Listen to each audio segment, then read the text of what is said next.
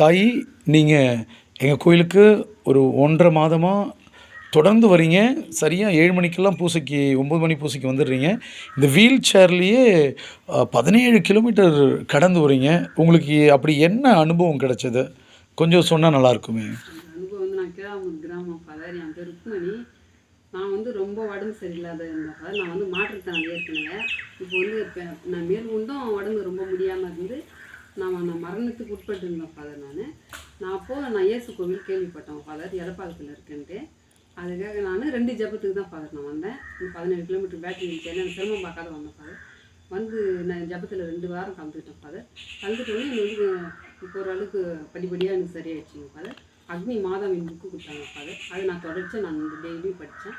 படித்ததில் எனக்கு வந்து பூர்ணமாக இப்போ நான் சரியாயிடுச்சு ஃபாதர். இப்போ நான் வாரம் வந்து ஜபத்தில் கலந்துக்கிறேன் ஃபாதர். ஓகே, வெரி குட், நல்லது.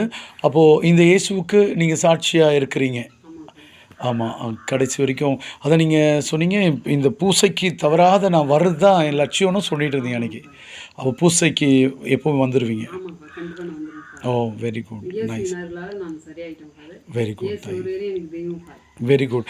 மக்களே, இந்த ருக்மணி என்கிற மகள் மிகப்பெரிய கொடூர நோயினின்றும் மரண வேதனின்றும் அவர் காப்பாற்றப்பட்டிருக்கிறார்.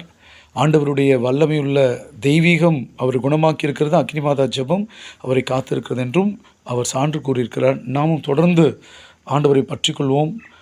அக்னிமாதா ஜெபம் செய்து நாம் வாழ்வையும் வளமையும் பெற்றுக்கொள்வோம். இறைவன் நம்மை ஆசீர்வதிப்பாராக. ஆமென்.